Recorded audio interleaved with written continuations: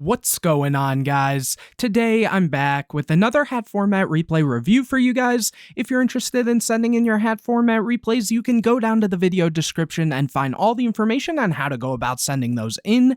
Anyways, the matchup I have for you today, we have Riftwa, who is going to be on Mecha Phantom Beast, versus Air Falco, who is going to be on kind of like a hand control pile deck. It's kind of hard to describe. You're really just going to have to watch to find out, and hopefully this will be a good match. I know a lot of people have been asking for Mecha Phantom replays, and it's been a little while. So again, hopefully this will be a good match, but the only way to know for sure is to actually check it out. So without further ado, let's get into it. Here, it looks like Air Falco is going to win the rock, paper, scissors and get to start this one out. Opening hands, we see Mega Raptor, Miyabi, Call the Haunted, Miyabi, and Hamstrat. I'll go over a lot of these Mecha Phantom Beast effects for the people that aren't familiar with them as this video goes on. And on the other side, we see Karma Cut, Bottomless, Evil Swarm, Azathoth, Soul Charge, and Ice Hand, and here Air Falco will get a draw for turn, getting another copy of Karma Cut, and here we are going to see them just set 3 and pass, holding the other Karma Cut just in case there's some form of card that's just going to blow out the back row, or, you know, obviously into artifact matchups and stuff, if they don't know what their opponent's on, you know, holding some of that back row can be very strong as well. Here we are going to see Riftwa draw for turn, getting a copy of Olion, and from here, they are going to take a second to think, setting the Olion and setting 3 back row before passing it over to Air Falco, who gets a copy of Wiretap. From here, it looks like they are just going to play it slow, setting the copy of Wiretap, not even setting the Ice Hand or anything, and passing it back over to Riftwa, who gets a breakthrough skill for turn. Here, they're going to flip up the copy of Hamstrat, and I'll read the effect real quickly. It says, when this card's flipped face up, special summon 2 Mecha Phantom Beast tokens, machine type, win, level 3, 0 attack, 0 defense. This card's level is increased by the total levels of all Mecha Phantom Beast tokens you control, which most of the monsters, other than like say Olion, have that similar effect, where they are going to increase their levels by the Mecha Phantom Beast tokens. And then also, while you control a token, this card cannot be destroyed by battle or card effects. That part of the effect also most of them have, but the effect that's being activated right now, or well, I guess the effect that's being activated right now is the token summoning, but this also has the effect that you contribute 1 token and target a Mecha Phantom Beast monster in your graveyard, special summon that target, and that is a hard once per turn effect. But here we are going to see Riftwa go and summon 2 tokens. Air Falco is allowing all of that, and after that, it looks like we are going to see the Olion normal summoned after that. Air Falco says it's good, and here we are going to see a synchro summon of a 5, the level 3 token, plus the Olion, and then here the Olion will trigger. Well, on the summon, we are going to see the Bottomless, and then also the Olion is going to trigger just to summon a token here. And after that, we are going to see the Hamstrat use that effect, tributing one of the tokens, trying to bring back that copy of Olion, which Air Falco says is good.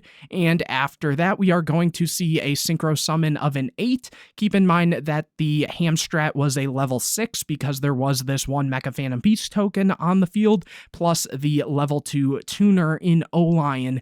And Olion's effect to summon a token is a hard once per turn. A lot of people know this card from the Halki Fibrax days in more modern Yu-Gi-Oh!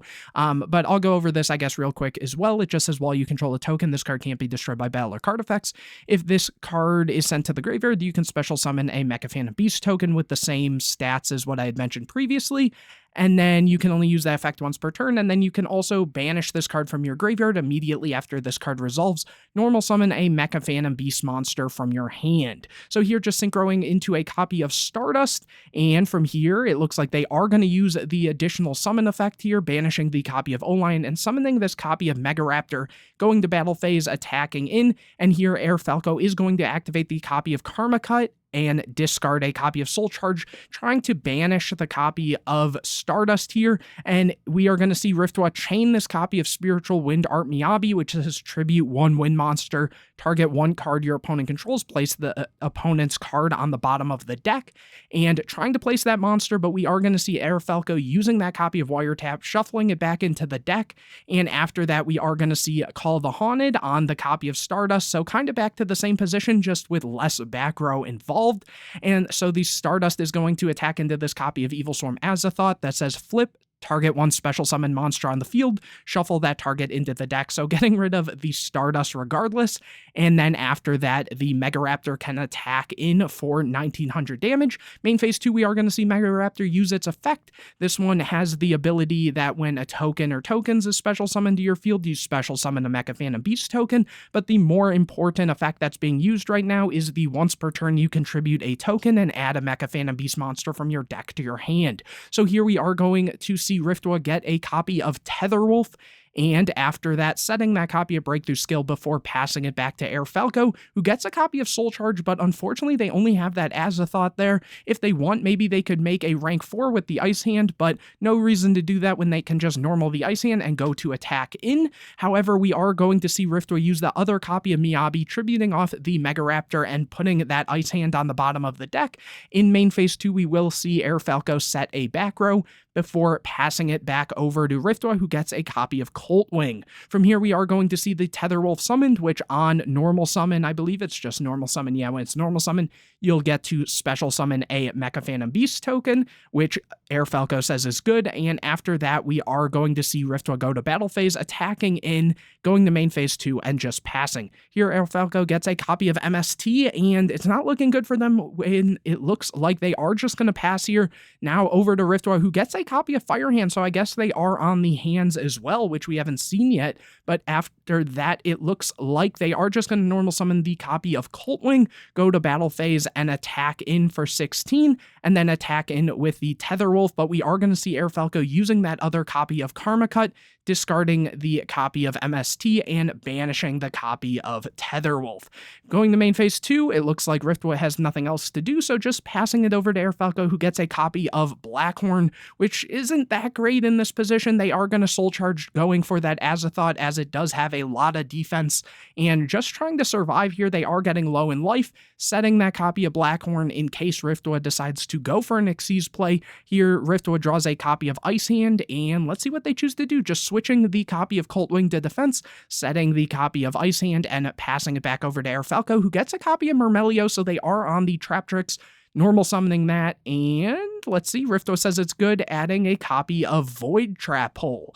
And let's see what they're choosing to do here, switching the Azathoth to attack, attacking over that token, and then the Mermail can get over the Coltwing here. Main phase 2, overlaying into a copy of King of the Feral Imps, which Riftwa says is good, going, detaching the Mermail, but that is going to be met with the Breakthrough Skill. Here, Air Falco will set that Void Trap Hole before passing turn. Here, Riftwa gets a copy of Vertical Landing, which I'm not super familiar with.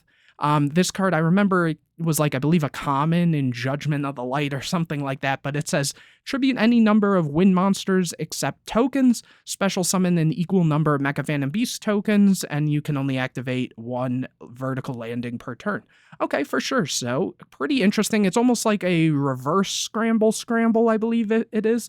And anyways, if you guys know what that card is, then you know what I'm talking about. But anyways, summoning the copy of Fire Hand, flipping up the Ice Hand, going to battle phase, and here it looks like Ice Hand is going to attack in, and Air Falco knows that's the end of the game, so they are going to scoop it up. So moving on into a game number 2, Air Falco will get to start this one out. Opening hands, we see O-Lion Breakthrough Skill, Hamstrat, Miyabi, and Breakthrough Skill.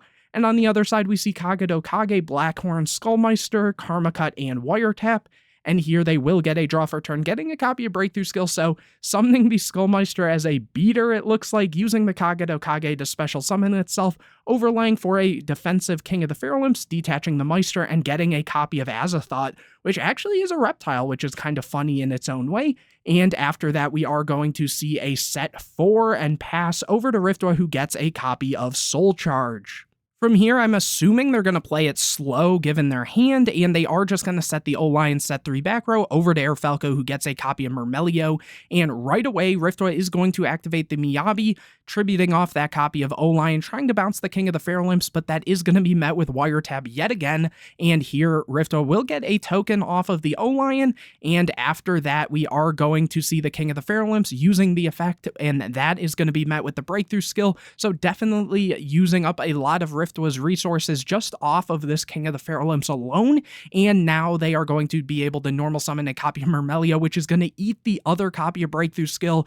Falco is just going to switch the King of the Feral Imps to attack over the token, and then attack in with the King of the Feral Imps. Here Riftwa gets a copy of MST. It's not looking great for them, but they still obviously do have this copy of Hamstrat, which isn't terrible. They have a Soul Charge, but right now it's not really going to do much for them. Setting the MST as well over to Falco, who gets a copy of Void Trapple, summoning the copy of Azathoth, overlaying into a copy of Dweller, just in case that is a hand, as they did see the hands in the last game, using the effect detaching the Mermail, going to battle phase, and here we are going to see Dweller attacking in, which the MST is going to be chained to that, and let's see what they hit here, hitting the copy of Breakthrough Skill, and then here we will see the Hamstrat use its effect. Now, an interesting thing about this is when it gets attacked in this way where it would be destroyed, this is going to trigger and summon 2 tokens, but at this point, this is already marked for destruction, so it will still be destroyed by battle here.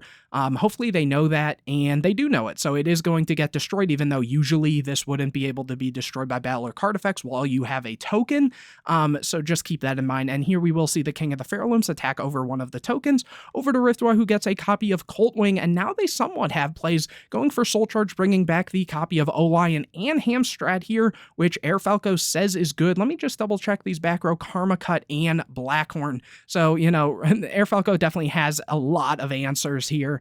And here we are going to see Dweller activated right away, but that is going to be met with the copy of Breakthrough Skill. So that means Riftwa probably does want to get these tokens, or at least the effects for the Olion here, potentially. So let's see what they choose to do. Maybe going for a Synchro 5, and then maybe going for a play after that. No, instead they are going to summon the Coltwing, and here they are going to Synchro the Hamstrat in the Olion for a Stardust. So very similar to last game, given they do have the 1 token there. And then here that is going to be met with Blackhorn though, but here we can still see the Olion summon back a token.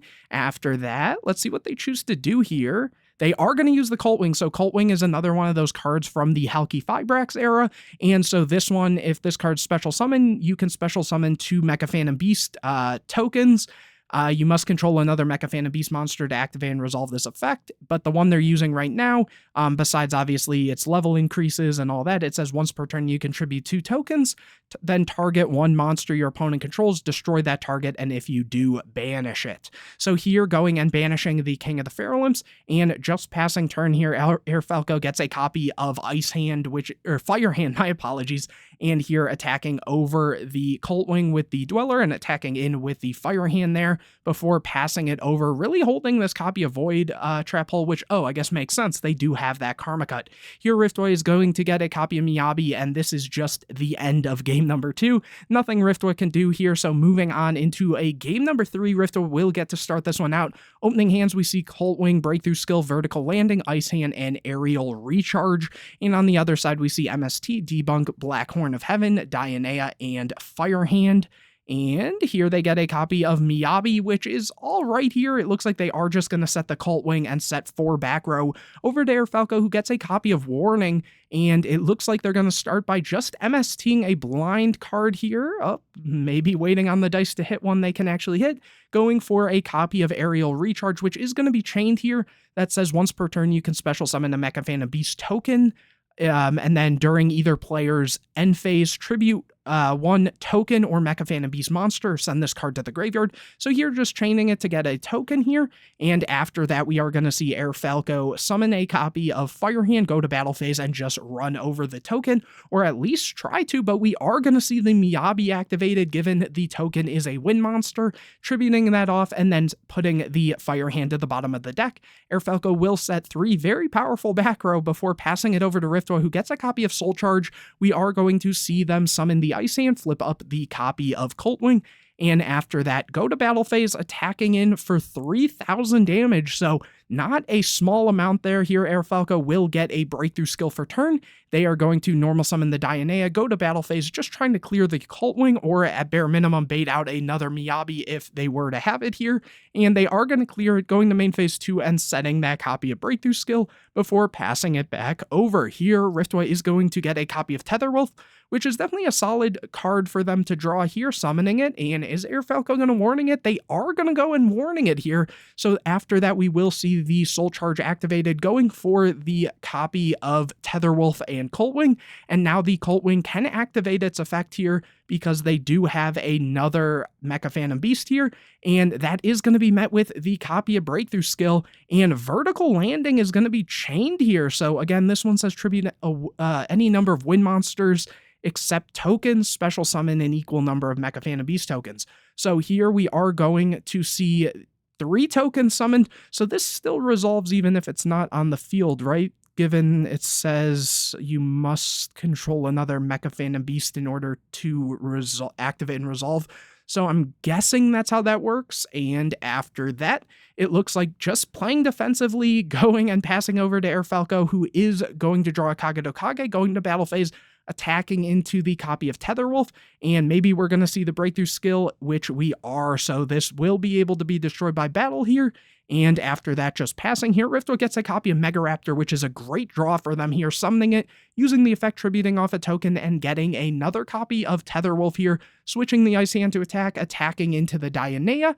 And here, the Ice Hand is going to be able to pop one of the back row, which they are unfortunately going to be met with the debunk. So wanting to protect that Black Horn of Heaven and stop the onslaught of the Ice Hands, or hands in general here. And after that, we are going to see the Mega Raptor attack over the Dionea, back over to Air Falco, who gets a copy of Azathoth, which is a good card given it is a level 4 for this Kage, and it looks like they're thinking the same thing, summoning Azathoth, special summoning the Kage, and just going to battle phase, clearing the tokens here before going into main phase 2 and summoning a copy of Master Key Beetle. Kind of neat here, given, you know, both of these are dark monsters. So trying to use the effect here, but that is going to be met with the breakthrough skill. And now, you know, Air Falco's kind of in trouble. Riftwa draws into a Scrap Recycler, and there's definitely a lot of plays when you already have a setup like this. So let's see if they go for the Scrap Recycler. Instead, it looks like they are going to go for Tetherwolf, using the effect and specialing a token. And now the Mega Raptor can summon another token, given that a token was summoned while it was on the board. Going to battle phase, attacking in with the Tetherwolf, and in damage calc, they are going to use the Tetherwolf effect that says once per battle during damage step when this card battles an opponent's monster. Quick effect, you contribute 1 token. This card gains 800 attack until the end of this turn. So it is going to go up to 25, so it is going to crash with the Key Beetle, but you know, they have another token, so this won't be able to be destroyed by battle or card effects this turn. And so then attacking in with the Mega Raptor, main phase 2, using the Mega Raptor effect, getting rid of the other token and getting another Tetherwolf. And here it looks like just passing turn, so not willing to play into, you know, this copy of Blackhorn that they didn't even know they had, but maybe they might have thought to go into something like a Geargia maybe to be able to get some other form of follow-up or something. But no, it looks like they are just leaving both of these here. Air Falco, my apologies, gets a copy of Mind Control, and they are just going to scoop it up. So Riftwa does take this one with Mecha Phantom Beast hands. Really cool to see both of these decks, very interesting. So hopefully you guys enjoyed this video. If you did, make sure to leave a like on it, comment any questions or videos you want to see in the future, subscribe to the channel, hit the bell to get notified anytime I put a new video out, share this video with your friends, and don't forget to go down to the video description to find out how you can send in your hat format replays, whether you won or lost. If you thought the deck you or your opponent was playing was pretty cool, feel free to send that in. I'm sure a lot of people would love to see it. But anyways, guys, I will see you in the next video.